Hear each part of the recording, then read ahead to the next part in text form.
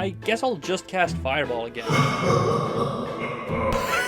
Who are you? I'm your inner power gamer, and I'm here to teach you some cool combos. Oh, okay, cool, but can you get off my shoulder? I really don't feel like editing all that. Yeah, sorry. And with the power of laziness and no legs, I can now fly. Anyways, you see that idiot over there?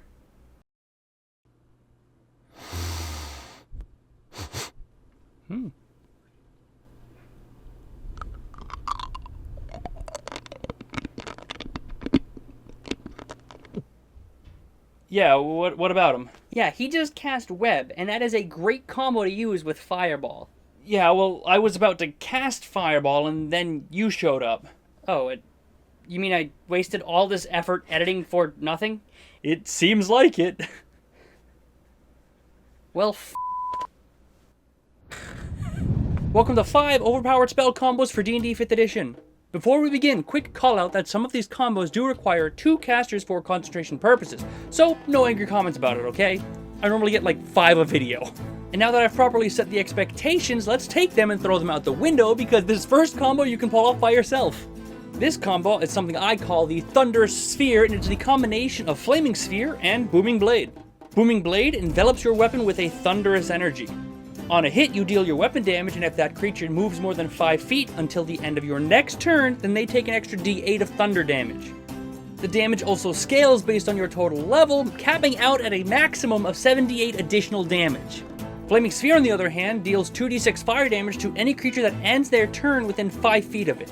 You can also just slam it into enemies to deal the damage, but it's not necessary for the combo aspect of it. The combo works out like this. Booming Blade deals damage if a creature moves more than 5 feet. Flaming Sphere deals damage if a creature doesn't move more than 5 feet. You see where I'm going with this? If a creature moves, it takes damage. If a creature doesn't move, it takes damage. There is no way a creature can get out of this without taking some form of damage. So if you want some easy, guaranteed damage, then consider pulling out the Thunderous Sphere for your next encounter. The next combo for today is the spellcaster's worst nightmare that I call the Grasping Silence, and it's the combination of Bigby's Hand and Silence.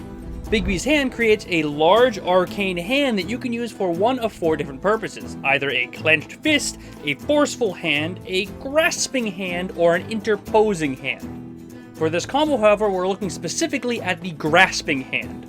Silence, on the other hand... That's a joke, you should laugh! Silence creates a 20-foot radius sphere that no sound can be created within or pass through. This means that any spell with a verbal component cannot be cast within that sphere. And at this point, you probably understand the concept of this combo. You have the Bigby's Hand grapple the spellcaster, then cast Silence on top of that area. Not only can they not cast a spell with a verbal component, but since they're grappled, they will likely have a difficult time casting any spell that requires a material or somatic component as well. And to clarify, while Silence is a very powerful and potent part of this combo, the real power of it comes from Bigby's Hand. Spellcasters aren't exactly known for having a high strength score, or a dexterity score for that matter.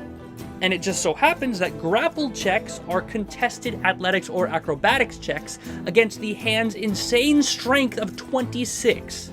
This means that Bigby's Hand has a +8 for any contested grapple check against a spellcaster who will likely only have a +2 at max. Not only is it unlikely for that caster to ever break out of the grapple, but you can also use your bonus action when you're grappling a target to deal 2d6 crushing damage to the enemy being grappled.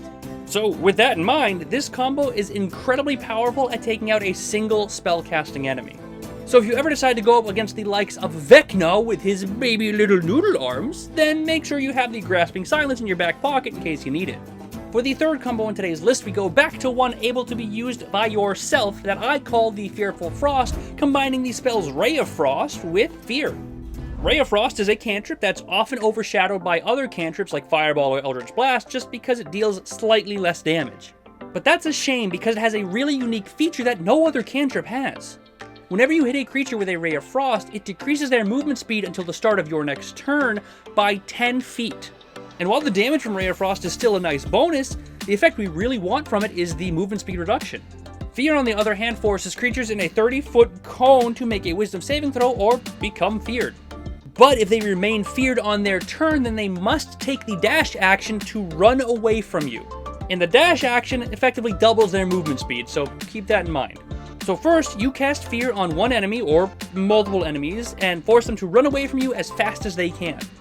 Then, on your next turn, or whenever they save that Fear effect, you then cast Ray of Frost on them, reducing their movement speed by 10, making it incredibly difficult for them to get back to you. Now, there are details about how the Fear effect can break or drop, but as long as they fail their initial saving throw, then this combo will definitely work. If you consistently use Ray of Frost once they're far enough away, you could realistically keep enemies far enough away where they could never get a melee attack as long as you continually move backwards. It is worth mentioning there are other spells like Ray of Frost that reduce movement speed, but I thought the cantrip was nice because it's something you can pull off on your own. But if you want to get really spicy, you can drop difficult terrain somewhere between you and the enemy, and then there's really no chance they're ever getting back to you. So while it's not the most impressive combo on today's list, it's still incredibly impactful at dealing with one or multiple enemies depending upon what spell you combo it with. And now we'll move on to the fourth combo on today's list that I call the Gloom Blade, which combines these spells Shadow Blade and Darkness. Shadow Blade creates a sword of solidified shadow dealing 2d8 psychic damage on a hit. But the special part of Shadow Blade is that if you make an attack against an enemy in dim light or darkness, then you make that attack with advantage. And this combos perfectly with the spell Darkness because it creates darkness. Specifically, a 15-foot radius sphere of magical darkness. Any creature in darkness is affected by the blind condition, which gives them disadvantage on any attack, and any attack against them also has advantage. Now, this combo can get a little bit tricky, so bear with me for a second. A creature in darkness is affected by the blinded condition, which means any attack against them has advantage, and any attack that they make is with disadvantage. But Shadow Blade has a melee range, which means you would have to get up close and personal with those enemies in the darkness, meaning you would be in the darkness, meaning your attacks would also be at disadvantage. And this is the confusing part, so let me explain. You first get advantage for attacking a blinded target. Then you get disadvantage for being in darkness while you're making an attack, so it would be equaled out. But then you get advantage for the Shadow Blade attack, and you'd have advantage again. So the long and short of this is, even though you are in darkness, if you make that attack with Shadow Blade, you're going to have advantage. If we're being honest, this combo can be pretty difficult to pull off, and might not necessarily be worth it if you have a party that you're working around that can't see in magical darkness. But if you combine this with Eldritch Invocations that can see in magical darkness, or anything that allows you to see in general, then this combo can be super powerful. So if you can make any of that happen for you or the rest of your party, then it's fantastic because it not only gives you advantage on your attacks, but also gives them disadvantage on any attacks they make. And let's not forget that Shadow Blade does deal psychic damage, which is one of the least resisted damage types in all of 5th edition. So for all of you players with your tragic backstories, the Gloom Blade combo is definitely the perfect one to embrace your inner edgelord. And for the final combo for today, we have one that I call the Kiln, which combines these spells Wall of Fire and Wall of Stone. I think this pretty much speaks for itself, but let me just go over it. Wall of Fire creates a wall of fire that is 60 feet long, dealing 5d8 fire damage to any creature within 10 feet of it. The wall can also become a ringed wall with a diameter of 20 feet, meaning that any area within that ringed wall is going to be taking damage. Wall of Stone works similar to Wall of Fire, only rather than dealing damage, it creates 10 10-foot panels of stone wall. Each of these panels is an object with 15 AC and 180 total hit points. With that in mind, the combo is very simple. You just stack Wall of Stone on top of Wall of Fire. Simply encase your enemies within the Wall of Stone, and then within that area you cast Wall of Fire, continually dealing 5d8 fire damage to anyone stuck within that stone wall. If we create a 10-foot by 10-foot box of stone walls, we only need 5 to complete the 4 walls and the ceiling, meaning you could double up the panels to double the HP to 360 total HP per wall. This means that whichever poor saps found themselves stuck within that Wall of Stone have 360 hit points to chew through before they get out. But the best part of this combo is that Wall of Fire doesn't require sight to cast, so you can just pop it where you need it to be in any order you see fit.